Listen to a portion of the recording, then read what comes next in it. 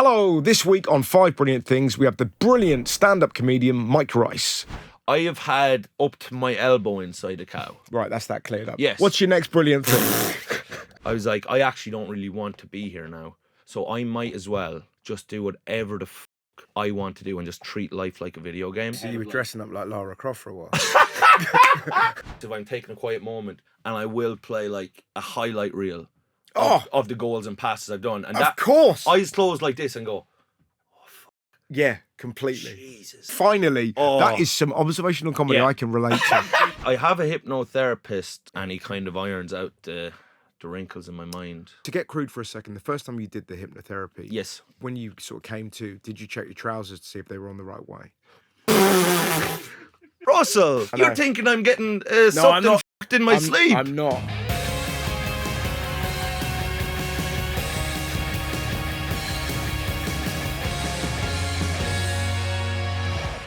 Here we are. Hello. Hello, Mike Rice. Nice to meet you. Lovely to meet you, Russell. We've had a lovely 5-minute chat. All the good stuff's gone. Yeah. Yeah. We've had I know where you live. Yeah.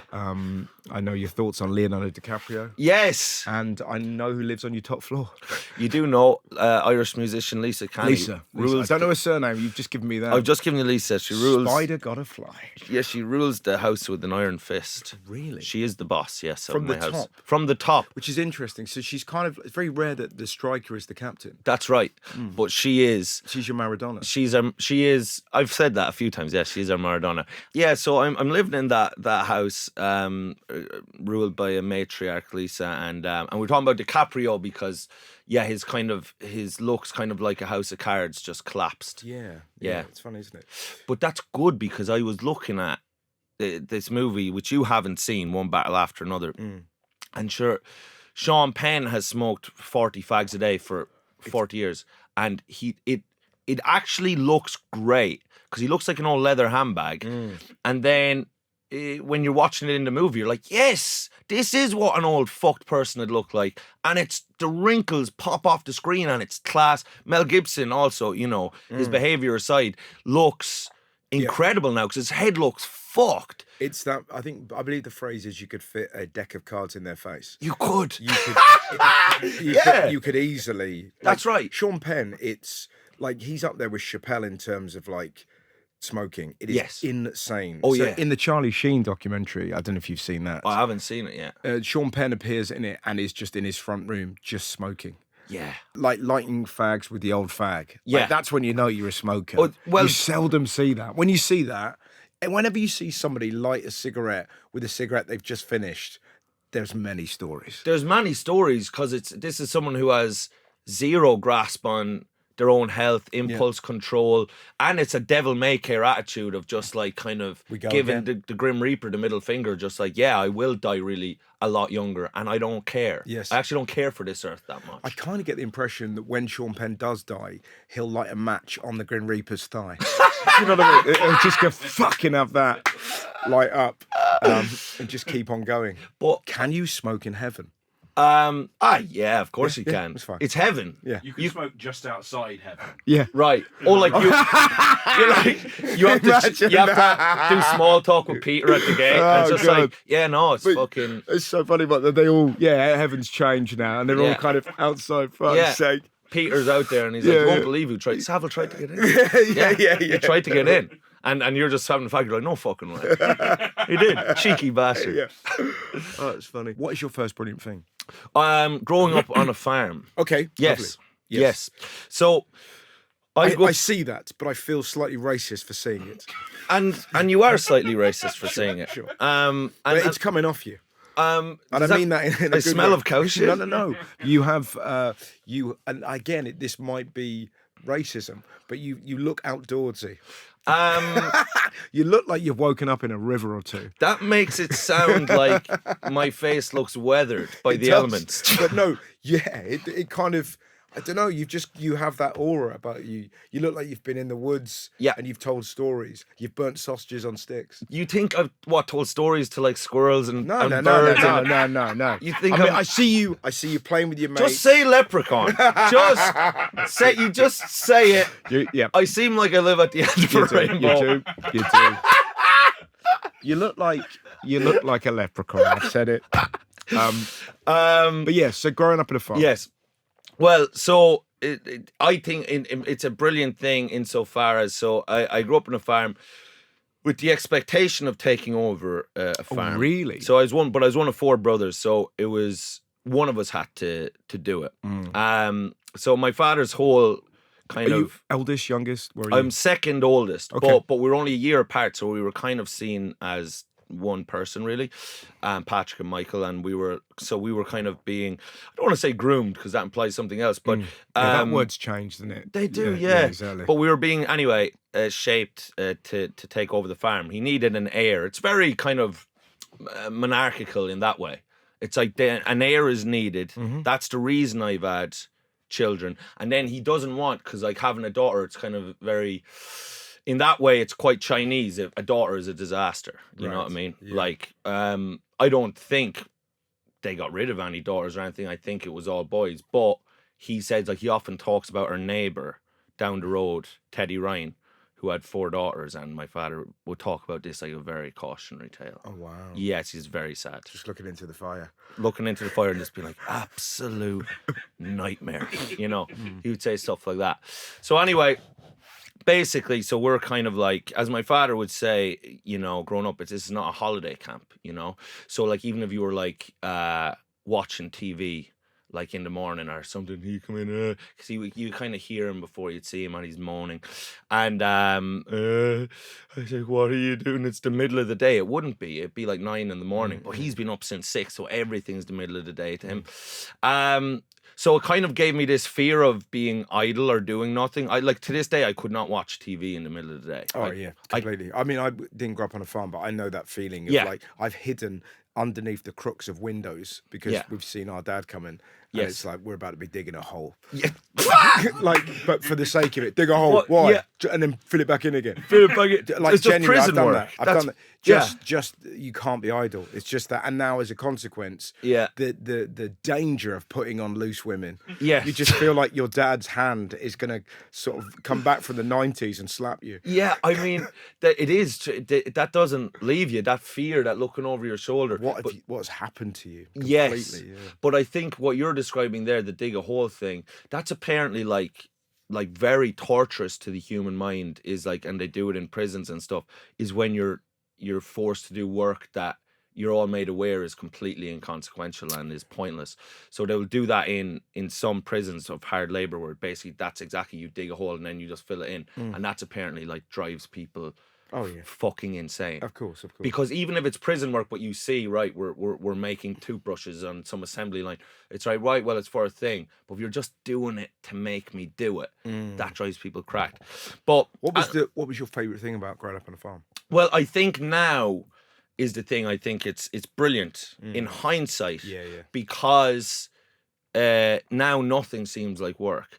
And do you know the way, I don't know if you get this, but like, people say to people outside of comedy, always say, they'll be like, Jesus, it's a hard life. It's a hard, it's a hard career. And I'm kind of like, no, it's the best thing. You don't have to do any work really, because people are like, oh, you know, you're working very hard, but it's like, yeah, but you're not. But the work is just kind of acting the maggot, like, is just messing around. I love that phrase. You know, what a phrase that is. It's lovely, isn't it? You're acting like a maggot, and those little squirming around in the guts of dead animals. That's what you're doing. But it's not milking 300 cows. You're rarely covered in cow shit. It would have to be a really bad gig. It would have to be a very bad gig with kind of quite an aggressive agricultural audience who feels that people should be punished. Harper Adams. Yeah. But like, I'm kind of thinking now in my head, remember those like Nickelodeon green goop gunges? Yes. But like, you're doing a gig in some agricultural spot, and there's someone with a cow shit gunge, and if you just kind of, do you know what I mean, bad joke, you're getting gunged. Yes. Now, little did they know, if they did it to me, I'd like it. Yeah, Remind me exactly. of home. I'd be like, oh, my childhood. Yeah, that's your Lynx Africa. That's It takes you back. Yeah. What's Can I just check for because we've got listeners who'll be going mad, not understanding what particular kind of farming we're talking Okay. Oh, So is this dairy? So it's a very dairy. good. It's a dairy farm, which is the most kind of, I guess, Milky? It's certainly the most milky. Again, that's a good insight. But it's the most strenuous form of farming.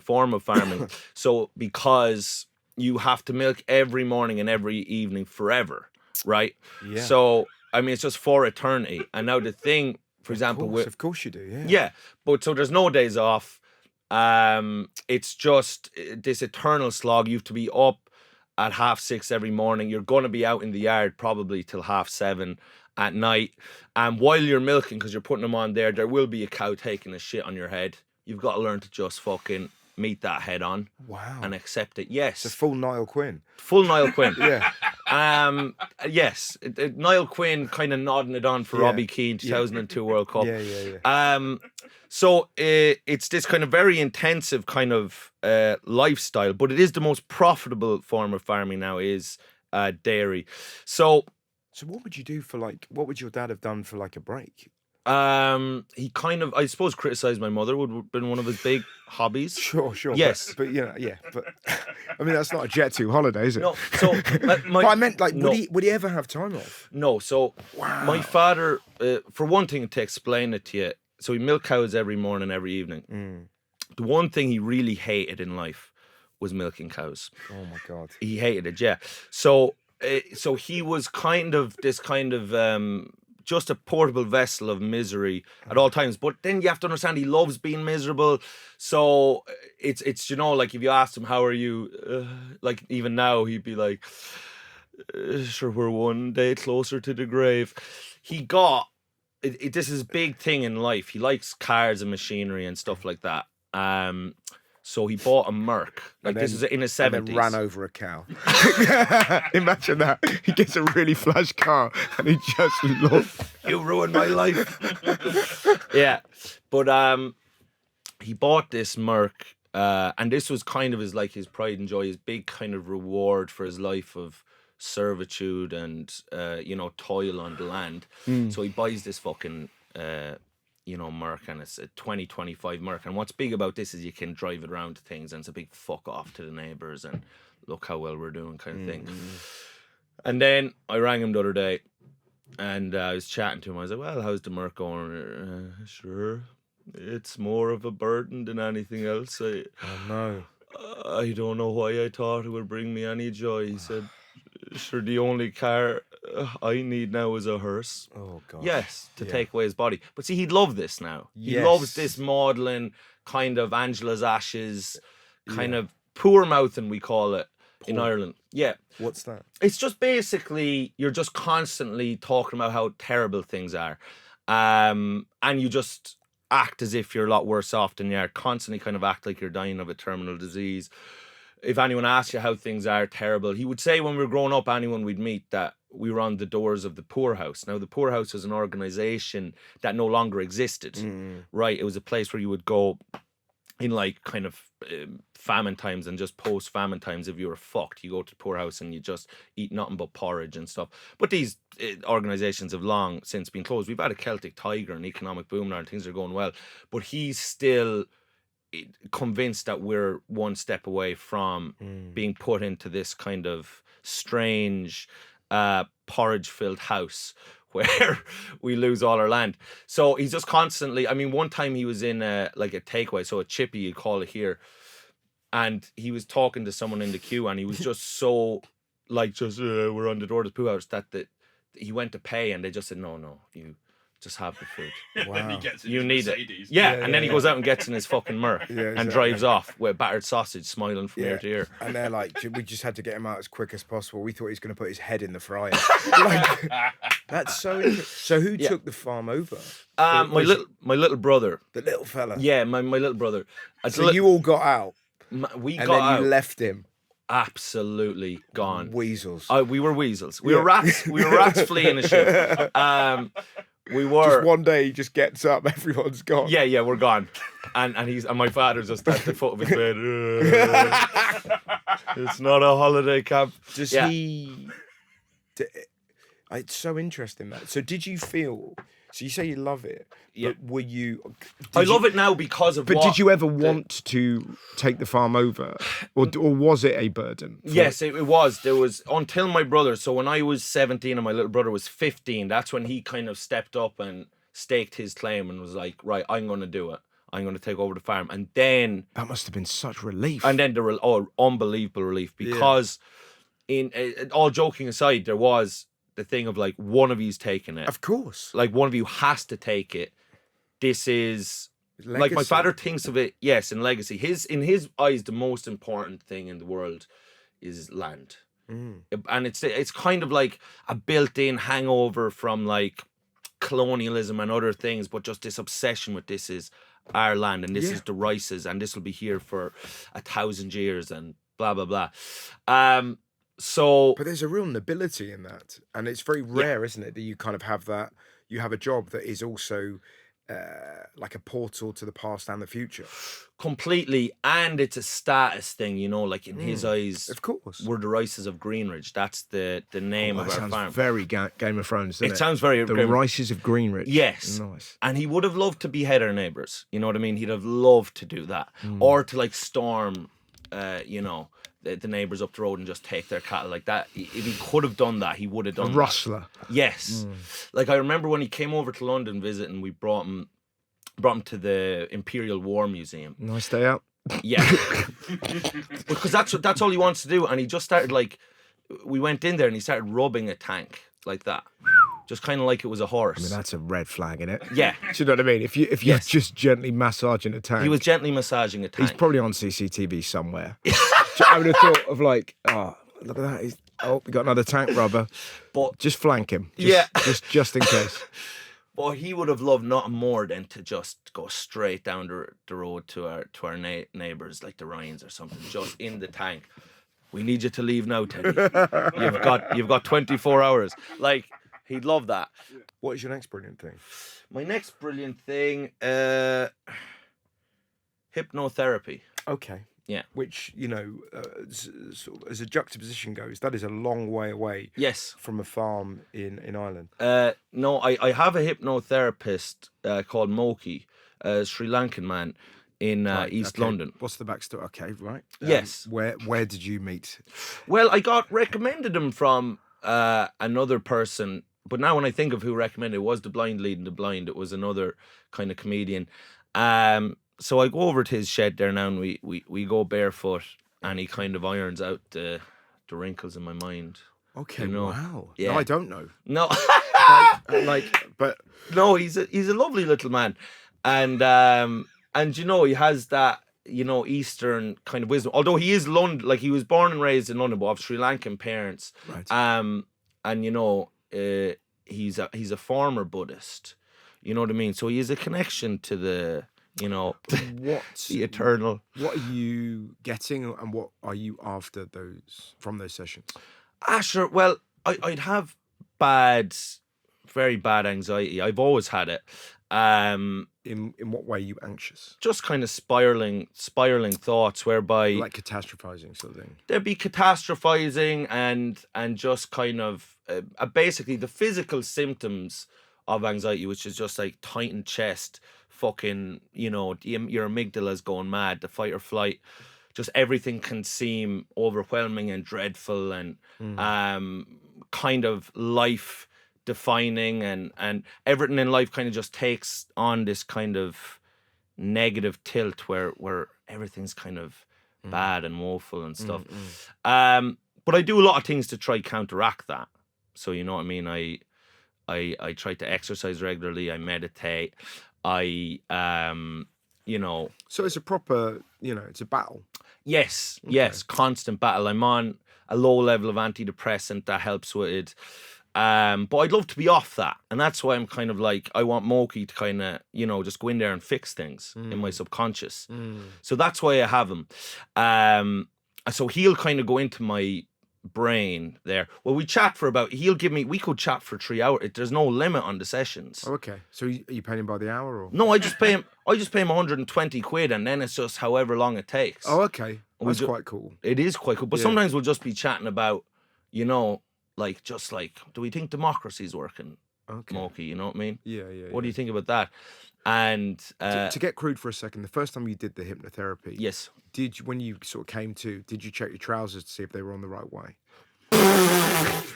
That's my only fear. God's But that's sake. my only fear. This Like, is Russell. but that's this where is a learned man. This I know. This is a spiritual being. I know. What Yeah. the hell? I You're know. thinking I'm getting I'm sucked and not. fucked in my sleep. I'm not. I'm just thinking. What the hell?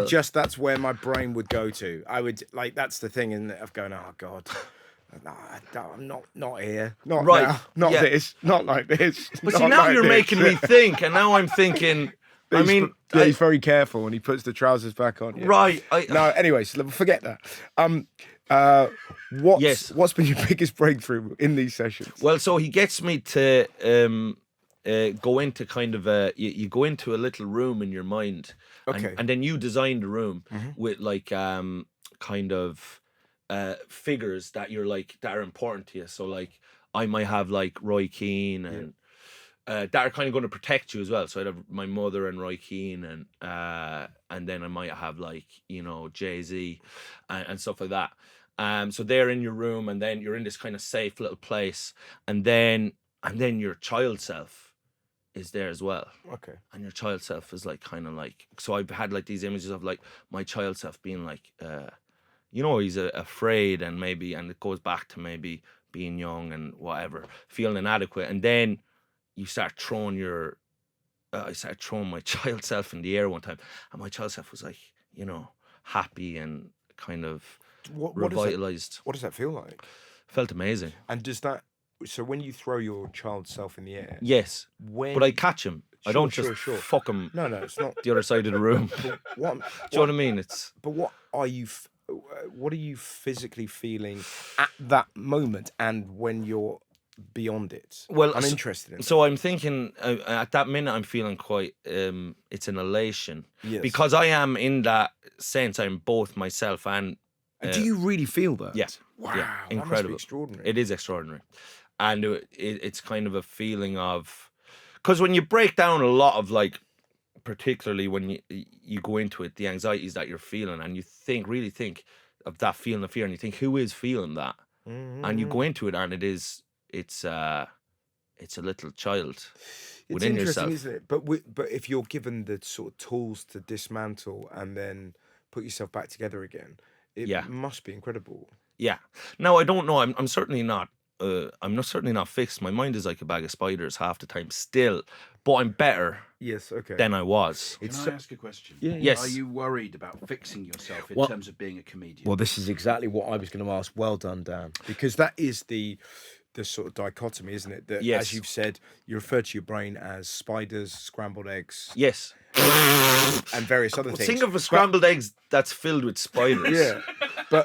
But it's, that's not ideal. That's not a great image, is it? But you're really funny, charismatic bloke. So it is that weird thing, isn't it? Of like, see, I always go back to, and I will let you answer the question that he put, that it's that.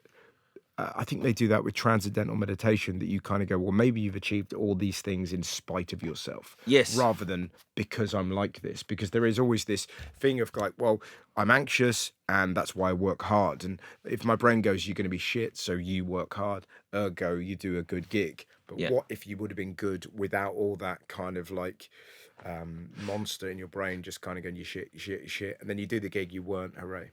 Yes. Well, so I think that Seinfeld talks a bit about like he doesn't feel, basically you have to be fucked up, for want of a better term, to be a comedian like that, but he does seem in deep denial to me as an individual, but I think to get he's in the most, do you know what I find about Seinfeld? He's the most confident comedian off stage. Like, I don't know, and he is good. Yes. I find I've come to him late in life, and his approach to comedy, I think, is incredible.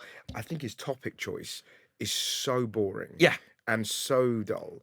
But he doesn't seem to have any of that. Like, I've never seen an interview when Seinfeld goes, yeah, you know what I mean? It's a joke about cereal, so it's going to be fine in it because no one's really going to be upset. I'm not going into dark territory. I just played the tune really well. It's pop songs, but he never attacks himself. He's always chest out. well, I it's like I am super the normal. best. Of course, I'm the best. Yes. And super normal to go out with a 17-year-old, right? Yes. See, that's the thing. Let's get back to that. Seinfeld was flogging a 17-year-old when he was 38. But and he was Seinfeld. He wasn't like No. this is kind of No, he was on top of the world. He Yeah. one of the biggest comedy stars on the planet, and he's laying upon a 17-year-old.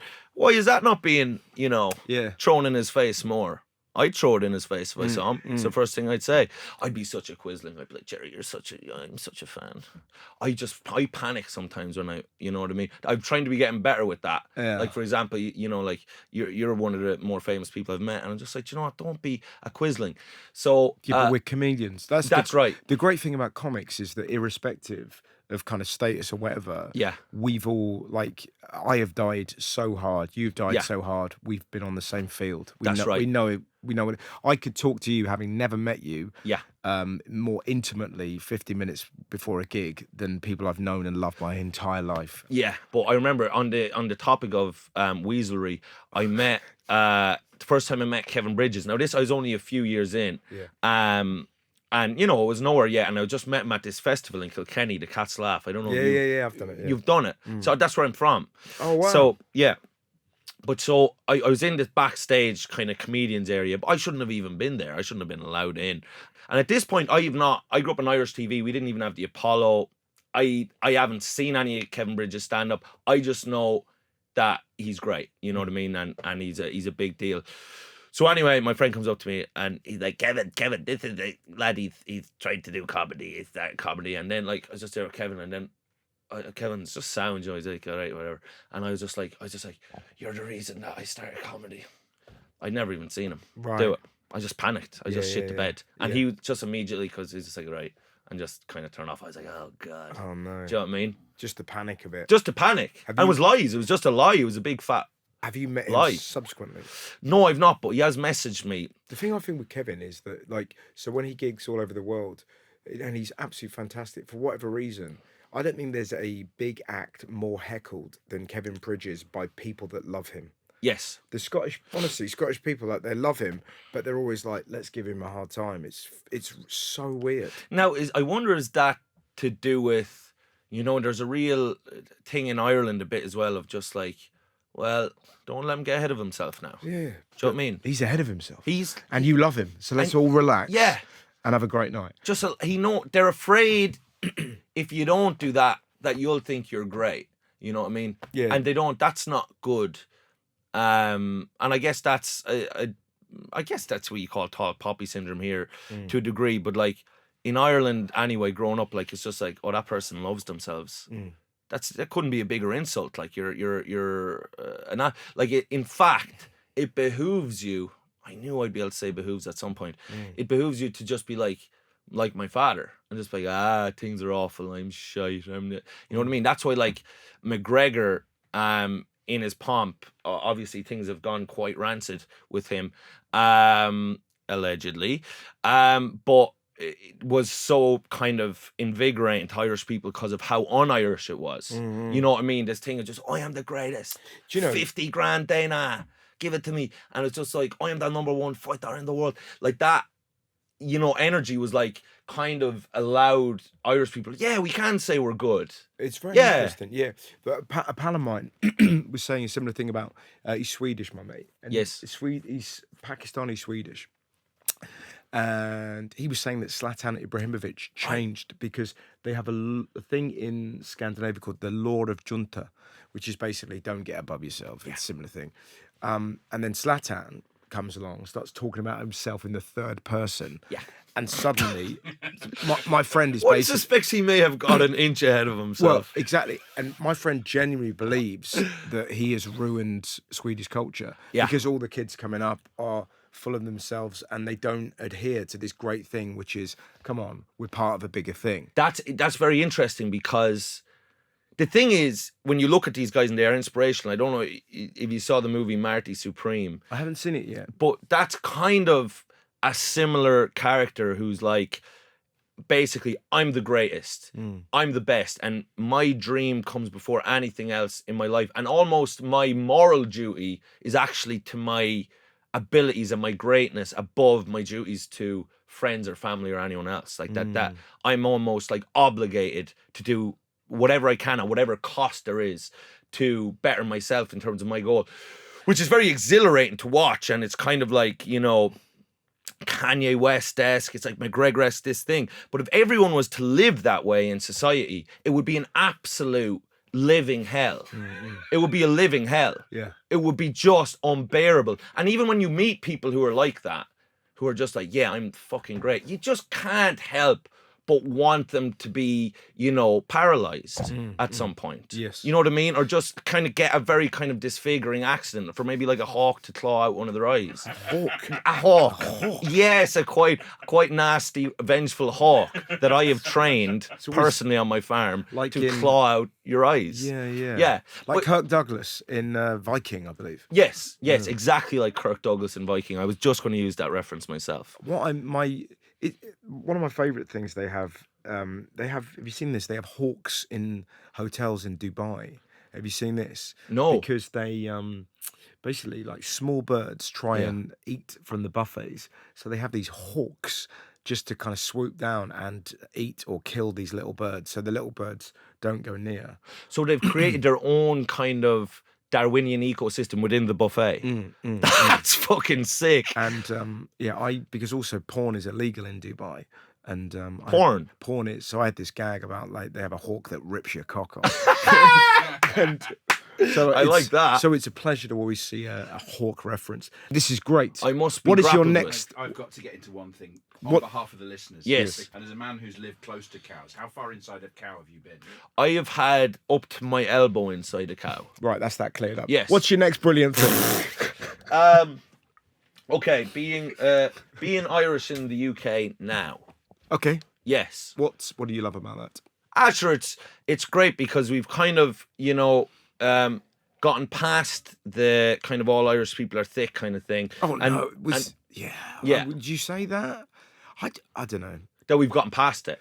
No. As in, I love that. We've gone past all Irish people are thick. And then Russell looked at me like, well, I've been talking to you for 40 minutes. Doesn't seem like we've got that far past it. You've said you've gotten eggs full of spiders and scrambled eggs. I don't know, but I think my perception of Irish people is always just naturally funny, annoyingly naturally funny. Right. Rather than thick. No, I know. But even phrases like poor mouth, where you just go, it's innately comedic. But so...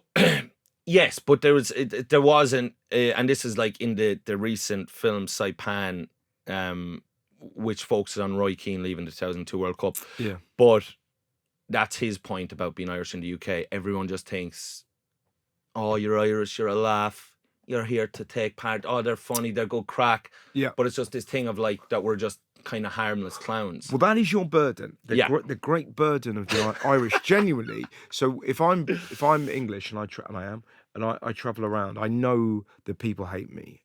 Yeah. I know that Europe hates us. That's fine. I know that America, for some reason, believes that we're stately. Yes. So that's fine.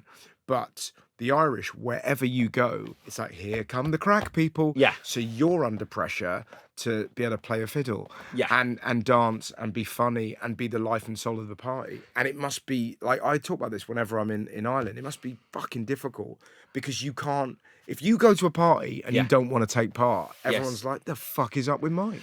Yes, people, you know, like at the minute I'm not drinking, right? I want to do a year off of booze. Same here. Yeah. Really? I'm quite enjoying it. I'm enjoying it so far. I'm a month in, but my thing, I just want to do a year. I've been drinking since I'm fucking 12. I'm going to be turning 35 soon, and I can't remember my mother's 70th. I blacked out recently whilst trying to give her a speech, like drunk as a skunk. And everyone had left, and I started trying to give a speech. Just like, you always loved us.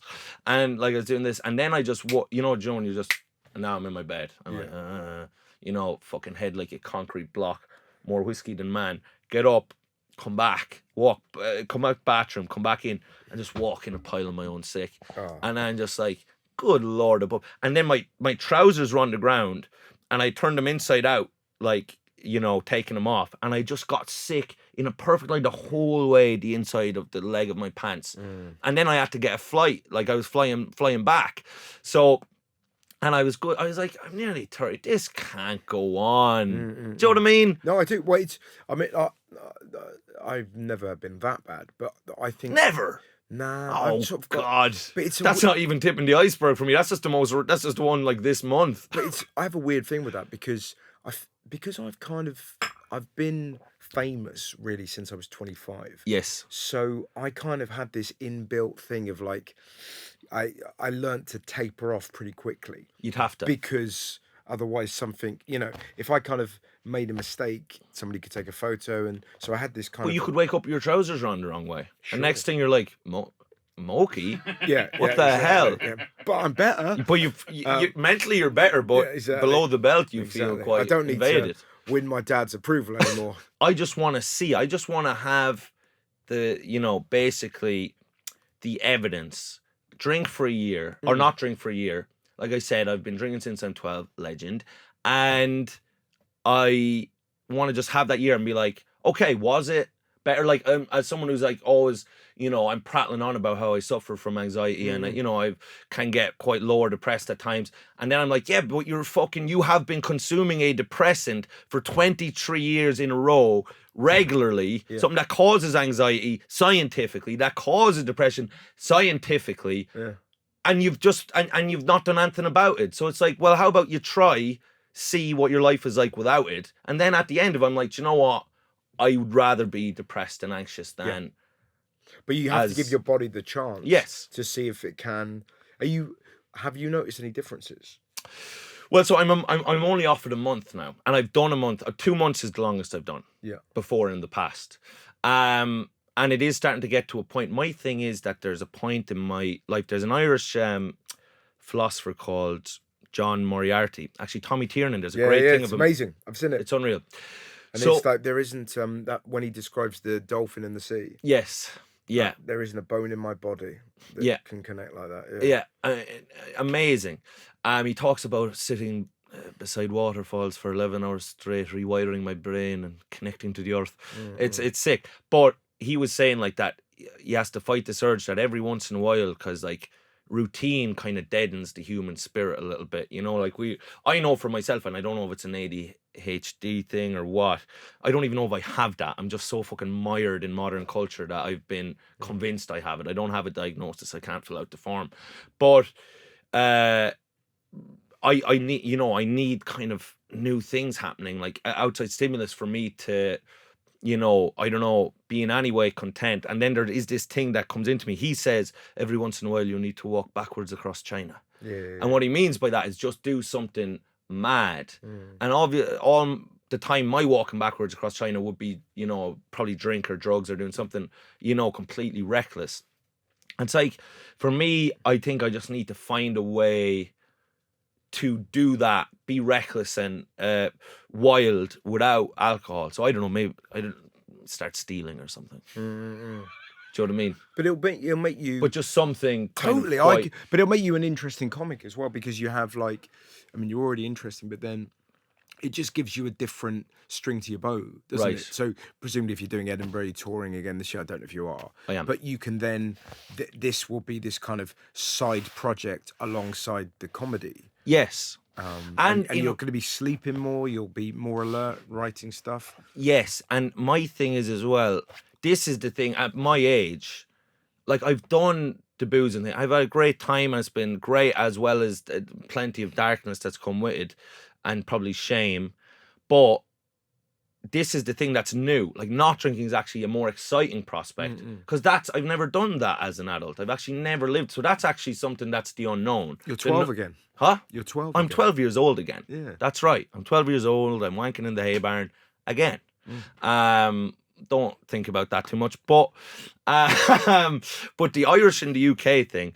So there was a time, we'll say, and it's probably not even, I don't know if it's my lifetime, but like there was a video I saw the other day where people were interviewed in the 80s about Irish people. Now, granted, that was fucking prime time for the IRA and da-da-da.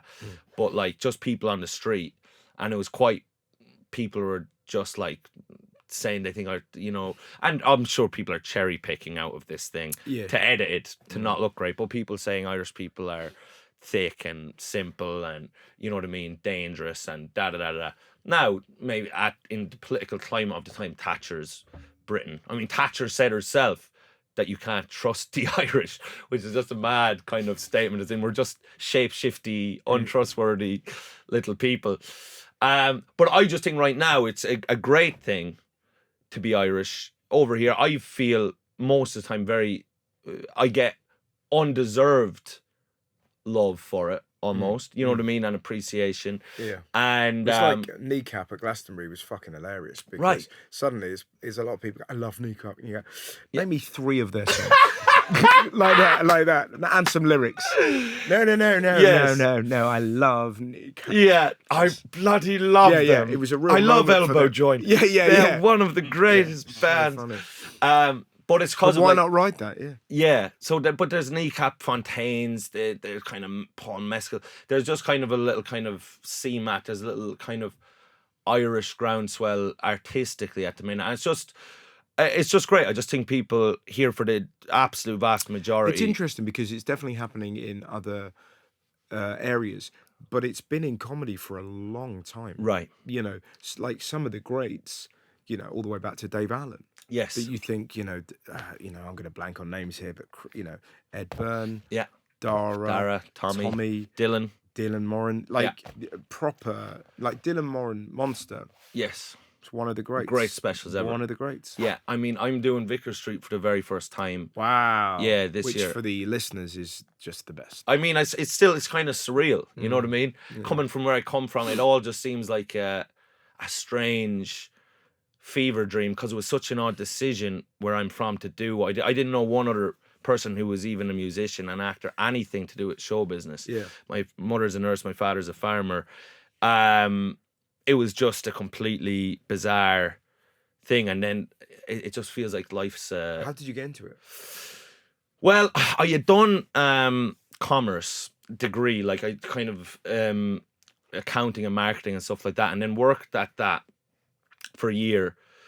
And I'd always said when I was younger to my mum, I was like, I want to be an actor, like, or something like that, I loved movies, especially comedy movies. If you remember that era of like Zoolander, Old School, Dodgeball, all those, that crew, Superbad, all those movies. I thought, wow, imagine being a fucking actor, a comedy actor in a movie. And then I also loved like Tommy Tiernan, but we didn't get Live at the Apollo. I just had Irish channels, so I didn't see that much stand up, And so I went, and I didn't know what to do with my life. So like a career guidance person said, look, you go do business, because it was Ireland in like 08, 09. I was coming out of school, and it was like we'd come through the Celtic Tiger, and now the big thing to tell everyone was to try to get jobs in business and tech. Even now in Dublin, that's the big fucking employers, like, these tech companies, because we give them, it's basically a tax haven, Dublin. So anyway, I goes to do business. I just fucking hated it, but I didn't know what else to do, so I just finished it, worked in it for a year. And after a year of working, I just was so utterly depressed and hopeless and could not see a future vision for my life that something snapped in the way of, like, I was like, well, and this is maybe sounds a bit too kind of dramatic, but I was like, I actually don't really want to be here now, so I might as well just do whatever the fuck I want to do and just treat life like a video game, and just do whatever I want. And I was not concerned in my head you of were like dressing up like Lara Croft for a while. Just bouncing against the wall, and I was like, "Not that, Mike. I got a boob You've job. taken it too literally." Yeah. Fucking hell, he's headbutting blocks. Yeah, just running around like Sonic the Hedgehog headbutting people. No, but good on you. So how old were you when you make this choice? I guess I was 23, but then I went and did a master's in film, like, which they just let you do if you pay enough for it. You don't have to have done it. I'd never done anything to do it. And then while I was there, I started doing like I joined the college radio team. I joined an improv group, and then at the end of that year, I did stand up for the first time. And then when I did it, and I got pissed to do it, like 7 pints or something, and maybe I got 3 laughs in 7 minutes, something like that. And I came off, and I thought this had been a roaring success. Really, looking back, I bombed my arse off. Doesn't matter. But I said to my friend we were walking past my friend to come with me, and I said, "That's what I'm going to do forever now." Yeah. And I never had a second thought about it. That was it. And within 6 months, I was in Chicago. Which I think leads us on Yeah. to the next one, doesn't it? Yeah. So I had always been, I think, quite. I felt a sensitive person, and like needed to kind of be open about things. I remember even when I was younger, I would all tell people like embarrassing stories of myself, like to get laughs, which is what we do. But then like in Irish culture, then they just start slagging you off for it. And then I'm like, you can't slag me off. I'm the one I've already made the joke about myself. Yeah. That's what I'm doing here. I'm taking ownership. So, but they would just still just slag you for it. And I didn't feel like people just weren't that open. You know what I mean? And we couldn't be. It was a culture. We were very hard on each other, slagging each other off and stuff, which is very, very funny. And to this day, I have not met people funnier to me than my secondary school friends. You know what I mean? Oh, yeah. Brutal, but like it's just so funny. But so then when I went to America, the openness on that scene then, and I know a lot of people give a lot of shit to Americans, and I think really it was my just first time being around comedians as much as that. So I associated that with America. But like suddenly everyone was just like, yeah, no, just like, yeah, man, I'm on these antidepressants. I'm on this. I've got, my girlfriend, she's not able to come, whatever. Like just people were just so open about everything. It was like the biggest breath of fresh air to me. Because I was like, oh, fucking, this is just what I want. It's just to be able to actually say what's fucking happening in my life and not be fucking filled with shame over it. You could just say to someone, I was with a girl, I say, yeah, my willy didn't work. Fuck's sake, blah, blah. You know what I mean? And people are like, that's the worst, man. That's fucking terrible, dude. You know what I mean? And they're just like, it just felt like, I just think, as corny as it sounded, I felt like I could be myself. Truly myself for the first time. And I talk about Irish people being liked here. And now, I mean, America, it was like I was a celebrity for no reason. I'm not joking. It was crazy. Man, you're fucking Irish, dude. Yeah. That's fucking awesome, man. Yeah. And I'm just like, yeah, I guess. And in my head, I was like, this is how I should have always been treated. I am great. What the hell? It's fascinating, isn't it?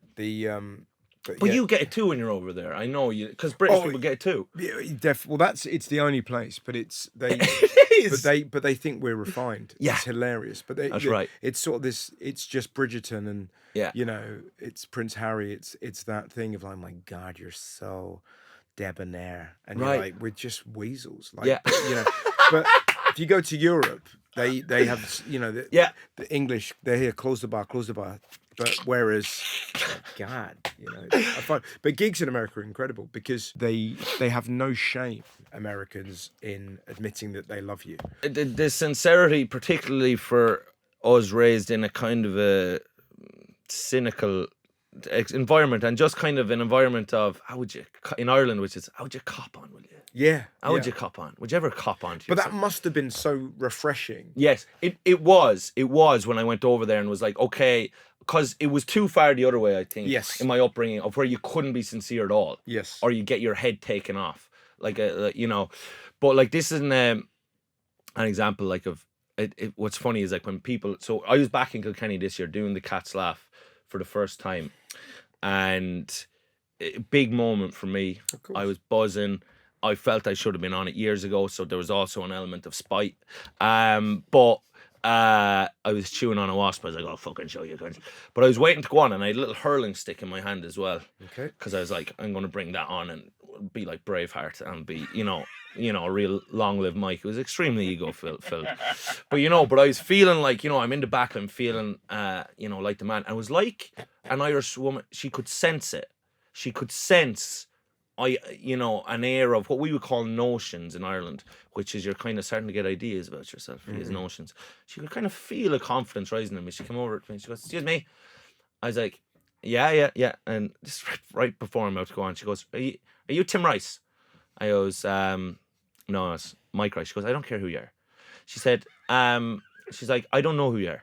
She's like, but I have a cousin here who's, I don't know why, but he seems to be a fan of you. Will you go take a picture with him? And I was like, well, I will after the gig.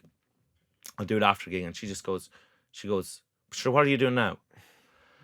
Well, I'm about to go on, so I just want to be in the zone, and then I'll get it after him. She goes, will you though?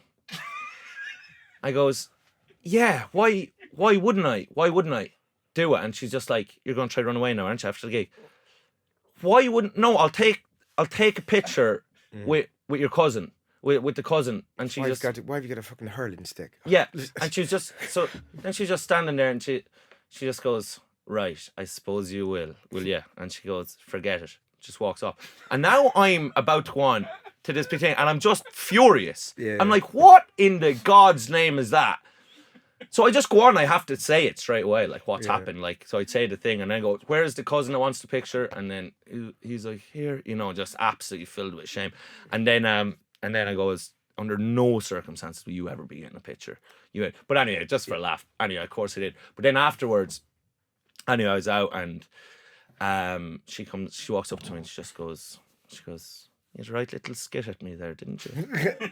Yeah, you had a right laugh at me, didn't you? And you made a fool of me in front of the whole audience, didn't you? Gosh. And I was like, yeah, well, you'd come up to me, you wouldn't take. And then she's just like, well, guess what? She goes, I'm autistic. Oh, Yeah. yeah. She goes, yeah. Now. She goes, you cheeky little bastard. Yeah. And then suddenly I was attracted to her. Yeah, and then suddenly I've never been more aroused. But that's it. It's like if they feel you're getting, it's just like my job is to keep him Yeah.